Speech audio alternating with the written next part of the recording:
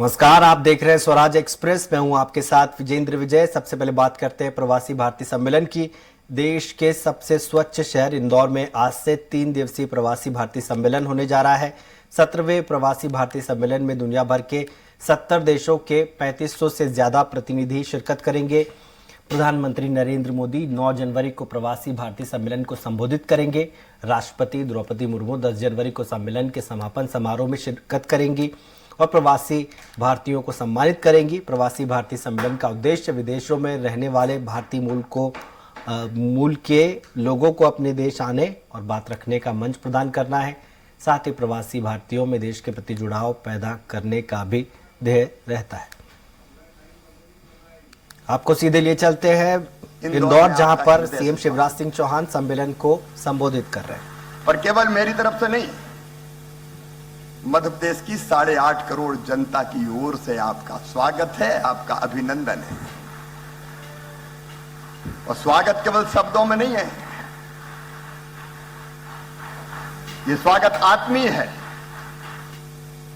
यह स्वागत भावनाओं से है। और वो भावनाओं का प्रकटीकरण आप इंदौर की सड़कों पर देख रहे होंगे। विद्युत बल्ब की लड़ियों से इंदौर सजाया गया है, रंगोलियां बनाई गई है। केवल स्वागत द्वार नहीं बनाए, इंदौर की जनता ने पलक पावड़े आपके लिए बिछाए। यहां इंदौर में तो झगड़ा हो रहा था। झगड़ा इस बात का कि जब आ रहे हैं तो होटल में काहे को ठहरेंगे, हम अपने घर ठहराएंगे। हर एक ललायत था हमारे घर ले चले। सचमुच में आप सब आए। मैं हृदय की गहराइयों से, क्योंकि मध्य प्रदेश है देश का दिल, हार्टलैंड ऑफ इंडिया, और आप हैं हमारे दिल के टुकड़े। अतिथि देवो भव की परंपरा का निर्वाह करते हुए हम एक बार फिर आपका स्वागत करते हैं, अभिनंदन करते हैं। अत्यंत प्राचीन और महान राष्ट्र भारत, जब दुनिया के विकसित देशों में सभ्यता के सूर्य का उदय नहीं हुआ था, तब हमारे यहां वेदों की ऋचाएं रच दी गई थी। संयुक्त राष्ट्र संघ द्वितीय विश्व युद्ध के बाद बना, लेकिन भारत के ऋषियों ने तो हजारों साल पहले कह दिया था, अयम निजम परावेत्ति गणना लघुचेत साम उदार चरिता नाम तू वसुदैव कुटुंबकम। ये मेरा, ये तेरा है। ये सोच छोटे दिल वालों का होता है। जो विशाल हृदय के होते हैं वो तो कहते हैं सारी दुनिया ही एक परिवार है। और प्रधानमंत्री श्रीमान नरेंद्र मोदी जी इसी मूल मंत्र को आत्मसात करके केवल भारत नहीं, आज दुनिया की सेवा कर रहे हैं। लेकिन युवा प्रवासी भारतीय दिवस है। मित्रों, युवा वो नहीं है जिसकी उम्र 15 साल से लेकर 30 साल की होती है। युवा वो है जिसके पैरों में गति होती है। युवा वो है जिसके सीने में आग होती है। युवा वो है जिसकी आंखों में सपने होते हैं। और युवा वो है जो उन सपनों को साकार कर कर ही चैन की सांस लेता है।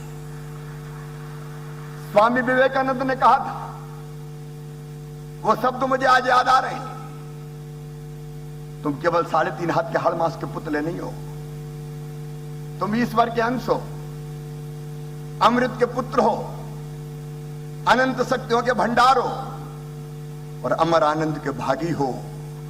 दुनिया में कोई काम ऐसा नहीं कि जो तुम ना कर सको। और भारत के युवाओं ने दुनिया में सच में वो करके दिखाया है। कामयाबी हाथ की लकीरों से नहीं मिलती, कामयाबी माथे के पसीने से मिलती है। और वो सफलता के झंडे भारत के युवाओं ने गाड़े। दुनिया में जहां जहां गए एक अलग पहचान बनाई। और सचमुच में दुनिया के लगभग सभी देशों में अलग अलग क्षेत्रों में आज भारत का डंका अगर बजाया है तो आपने बजाया, इसलिए मैं आपका स्वागत करता हूं, आपका अभिनंदन करता हूं।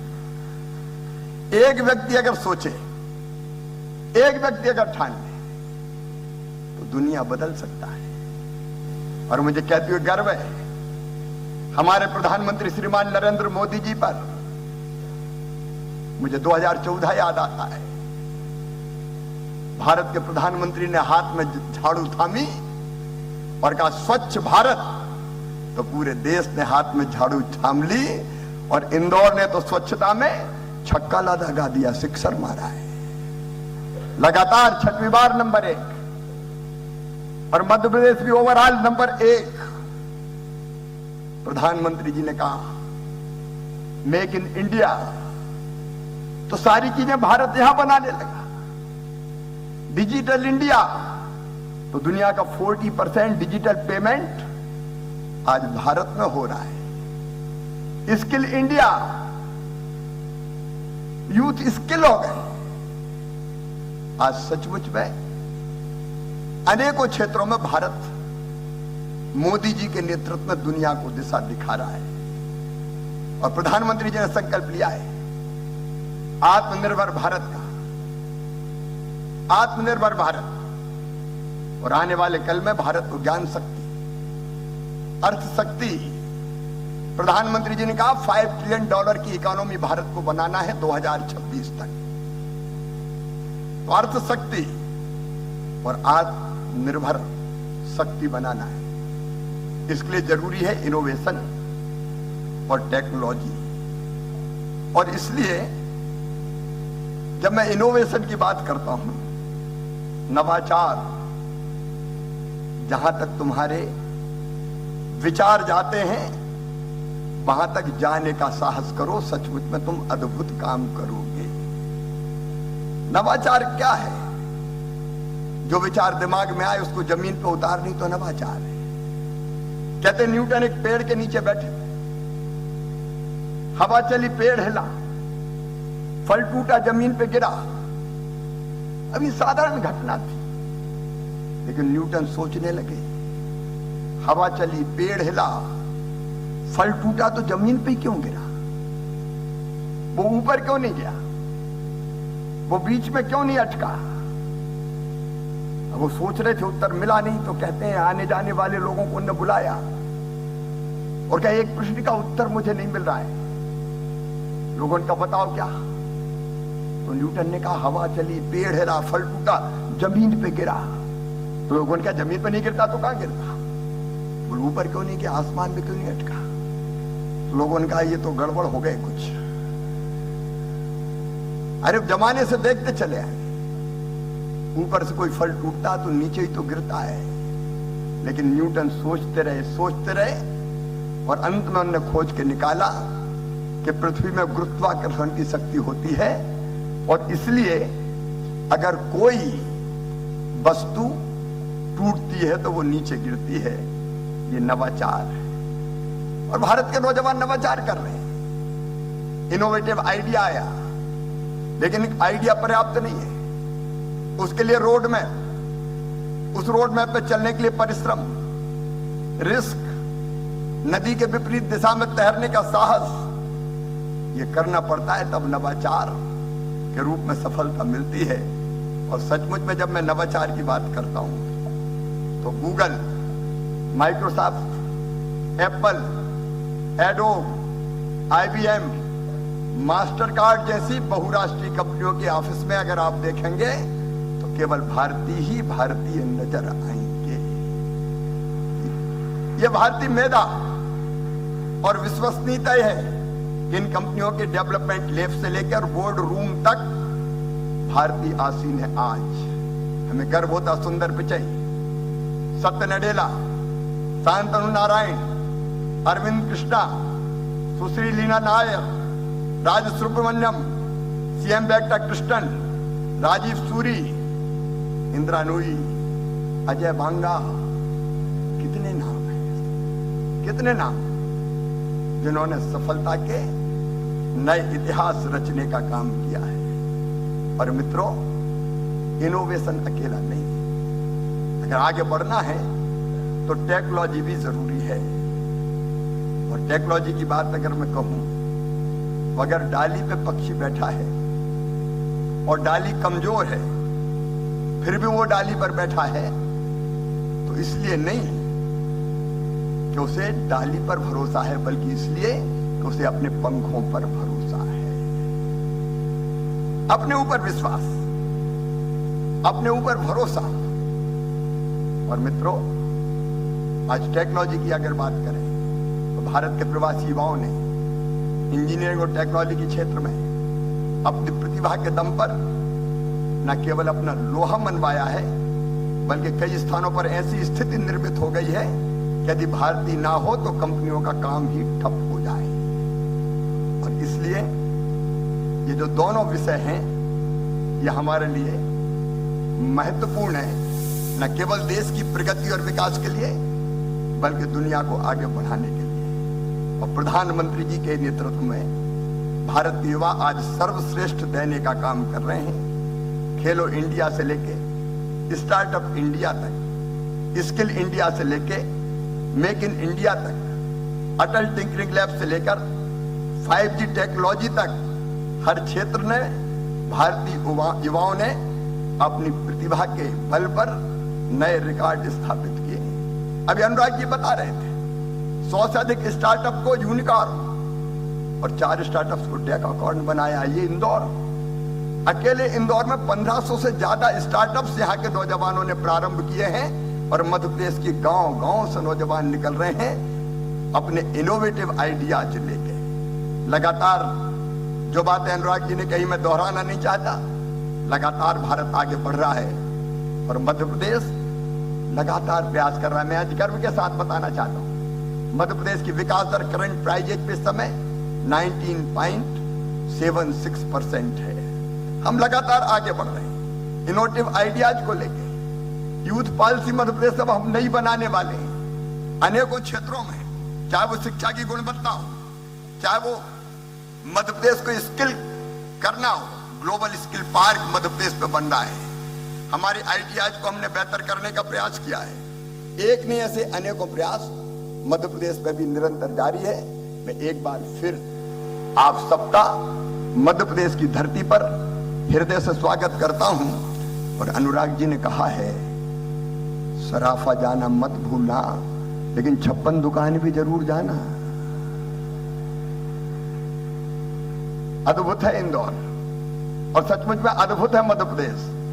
जन संपदा, जल संपदा, वन संपदा, खनिज संपदा, यहां महाकाल महालोक है।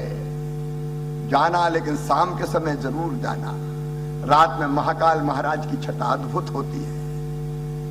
यहां ओमकारेश्वर है, 2 ज्योतिर्लिंग, 3 वर्ल्ड हेरिटेज, 11 टाइगर पार्क है हमारे। और टाइगर पार्क भी ऐसे कि कई बार टाइगर से हैंडशेक करने की नौबत आ जाती है। मध्य प्रदेश टाइगर स्टेट है, मध्य प्रदेश लेपर्ड स्टेट है, मध्य प्रदेश बल्चर स्टेट है, और अब तो मध्य प्रदेश चीता स्टेट भी बन गया है। इस मध्य प्रदेश में आपका स्वागत है। जब कोई इनोवेटिव आइडिया आए और आपको लगे कि मध्य प्रदेश में जमीन को उतारना है, तो मामा को याद कर लेना, आपका साथ देने में हम कोई कसर नहीं छोड़ेंगे। एक बार फिर आप सबका इस धरती पर हृदय से स्वागत है, अभिनंदन है। आप आए, मध्य प्रदेश धन्य हो गया। एक बार फिर मेरे साथ बोलिए, भारत माता की, भारत माता की। और अंत में केवल एक बात कह के, ये नहीं है, नहीं ये हाथ केवल हाथ मलने के लिए, तू इन्हें मुट्ठी बना दुनिया बदलने के लिए। भारत भी बदल रहा है, दुनिया भी हम बदलेंगे। बहुत बहुत धन्यवाद।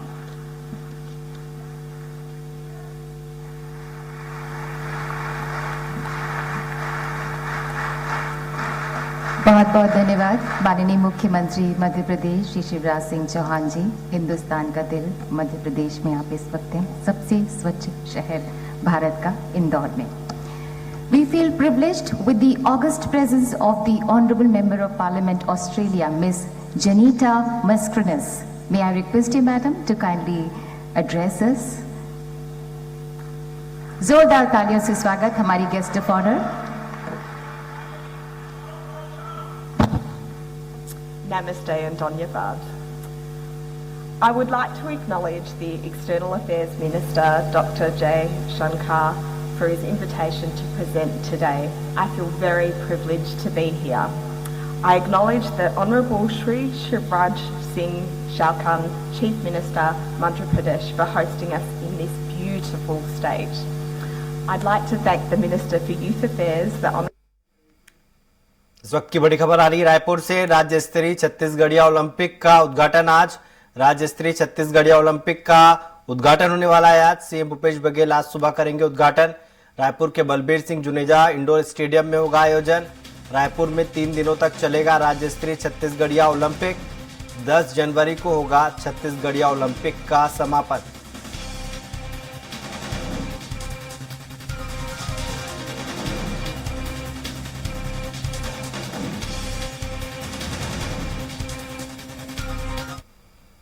खबरों में आगे बढ़ते हैं। खेलो इंडिया यूथ गेम्स 2022 के 5वें संस्करण के उद्घाटन कार्यक्रम का आयोजन किया गया। सीएम शिवराज सिंह चौहान ने मैस्कट, टॉर्च और एंथम हिंदुस्तान का दिल धड़का दो का अनावरण किया। खेलो इंडिया की मशाल का नाम अमरकंटक दिया गया है। खेलो इंडिया यूथ गेम्स का आयोजन 30 जनवरी से 11 फरवरी तक किया जाएगा। 23 खेल प्रतियोगिताओं में 6000 से ज्यादा खिलाड़ी पदक के लिए जोर आजमाइश करेंगे। भोपाल, इंदौर, उज्जैन, ग्वालियर, जबलपुर, मंडला, बालाघाट और खरगोन, महेश्वर में इन खेलों का आयोजन किया जाएगा। सीएम ने इस मौके पर एशियन, कॉमनवेल्थ और ओलंपिक में आपको बता दें पदक जीतने वाले खिलाड़ियों को 5 लाख रुपए और गृह विभाग में सीधे डीएसपी की नौकरी देने का ऐलान किया। तैयार हो जाइए झूमने के लिए हमारे युवा खिलाड़ी आशा और मोगली।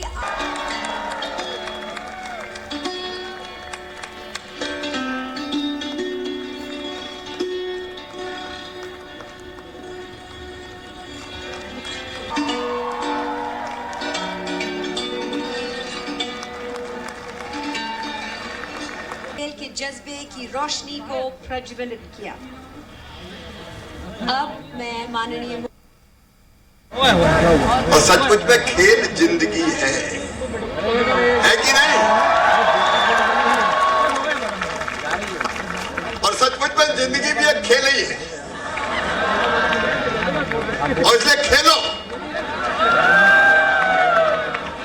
पढ़ो भी खेलो भी। प्रधानमंत्री जी को धन्यवाद।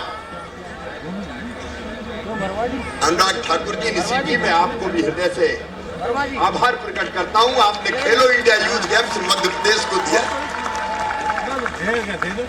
और मध्य प्रदेश इसके आयोजन में एक नया इतिहास रचने में कोई कसर नहीं छोड़ेगा।